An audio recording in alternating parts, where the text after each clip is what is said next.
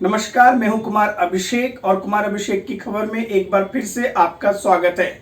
आपको पता है त्योहारों का सीजन चल रहा है। छोटी दिवाली आई, बड़ी दिवाली आई, आज गोवर्धन पूजा है। आप सबको मालूम है गोवर्धन पूजा की जाती है, इसका बहुत महत्व है। और आपको बता दें कि जो कल है ना, कल जो भाई और बहन का रिश्तों का एक और त्योहार है भारत में, उसे भाई दूज के नाम से जानते हैं, तो वो कल है।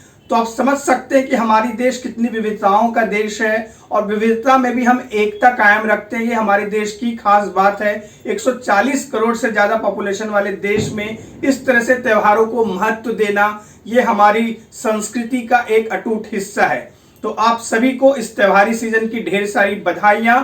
आप सभी को गोवर्धन पूजा की ढेर सारी बधाइयां और कल जो भाई दूज है उसके लिए ढेर सारी बधाइयां। तो चलिए खबरों की शुरुआत करते हैं सबसे पहले राजनीति के मैदान से। आप सभी को मालूम है कि झारखंड और महाराष्ट्र में चुनाव होने वाले हैं। तो हम महाराष्ट्र की धरती पर हैं, तो सबसे पहले महाराष्ट्र की ही हम चर्चा करेंगे और चर्चा करेंगे उस विवाद की जिसकी वजह से महायुति और महाविकास आघाड़ी में बयानों का दौर जारी है। आपको पता है कि अरविंद सावंत जो है शिवसेना यूबीटी गुट के नेता, उन्होंने शयना एनसी जो कि बीजेपी की नेता थी और इस बार शिवसेना शिंदे ग्रुप ने उन्हें मुंबा देवी से टिकट दिया विधानसभा का। तो उन्होंने कहा था कि वो तो हमेशा बीजेपी में रही और अभी जाकर के टिकट उनको शिवसेना ने दिया है, शिंदे गुट ने दिया है, तो इंपोर्टेड माल कहा था उनको। तो इस बात को लेकर के शयना एनसी काफी नाराज हुई थी और उन्होंने एफआईआर दर्ज करने की भी बात कही थी। वहीं जब इस सवाल का जवाब पूछा गया संजय राउत से, जो कि शिवसेना के प्रवक्ता हैं और शयना एनसी के अनुसार वो हमेशा हर 2-2 घंटे पे अपना इंटरव्यू देते रहते हैं और कोई ना कोई नया विवाद खड़ा करते रहते हैं, तो उन्होंने कहा कि इसमें कोई गलत नहीं है, अरविंद सावंत ने गलत कुछ नहीं कहा है।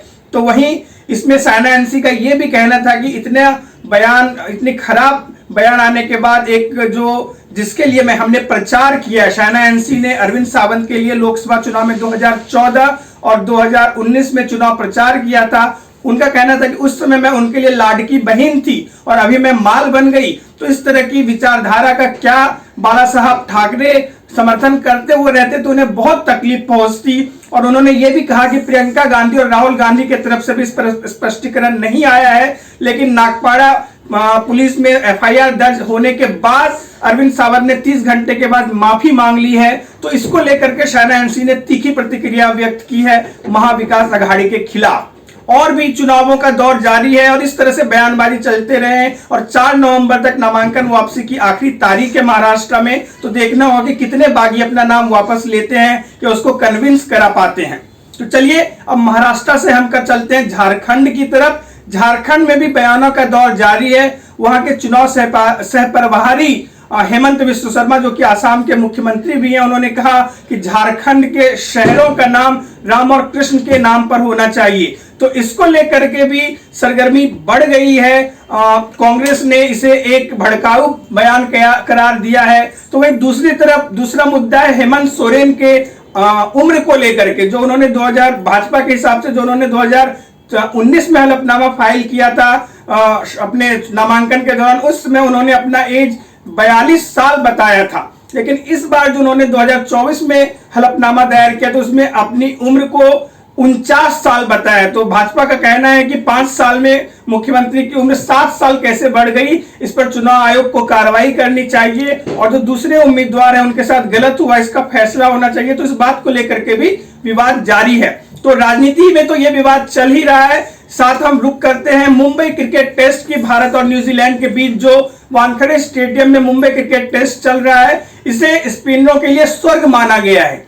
आप समझ सकते हैं कि सिर्फ 2 दिन का खेल हुआ है और उसमें से जो 29 विकेट गिरे हैं, 10 विकेट भारत के, 10 विकेट न्यूजीलैंड के और दूसरी पारी में भी 9 विकेट न्यूजीलैंड के, उसमें से 24 विकेट सिर्फ स्पिनर्स को मिला है। तो आप समझ सकते हैं कि मुंबई में स्पिनरों का कितना दबदबा है वानखेड़े की पिच पर। तो आज जब न्यूजीलैंड ने अपनी पारी आज का शाम खत्म हुआ तो न्यूजीलैंड अपनी 9 विकेट गंवा चुकी थी दूसरी पारी में। इस तरह से उसके पास लीड सिर्फ और सिर्फ 143 रनों का है और उसका 1 विकेट बाकी है कल खेल का तीसरा दिन है, इस मैच का नतीजा निकलेगा ये तो जरूर है, लेकिन किस पक्ष में जाएगा वो देखना दिलचस्प होगा, क्योंकि बारिश का अनुमान भी नहीं है, तो मैच का फैसला निश्चित है।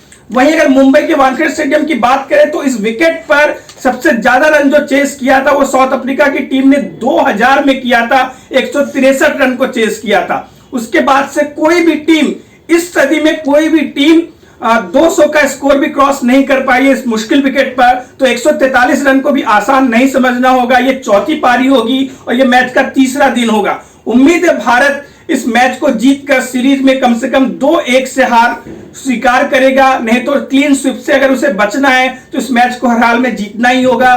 खास तौर पे विराट कोहली और रोहित शर्मा का फॉर्म चिंता का विषय है, क्योंकि आगे हमें ऑस्ट्रेलिया के खिलाफ ऑस्ट्रेलिया में 5 टेस्ट मैचों की श्रृंखला खेलनी है और WTC के हिसाब से भी यह मैच जीतना बहुत अनिवार्य हो जाता है। इस तरह से हम आपको हर खबर की खबर देते रहेंगे कुमार अभिषेक की खबर चैनल पर। आप देखते रहिए हमारा चैनल, हमारे चैनल को सब्सक्राइब करें, हमारे वीडियो को लाइक करें और आप कभी ना भूले बेल बटन को दबाना, क्योंकि जब भी हम कोई नया वीडियो अपलोड करेंगे अगर आप बेल बटन दबाते हैं तो आपको उसका नोटिफिकेशन मिलेगा। अभी की खबर में इतना ही। गुड नाइट, शब ब खैर, जय हिंद।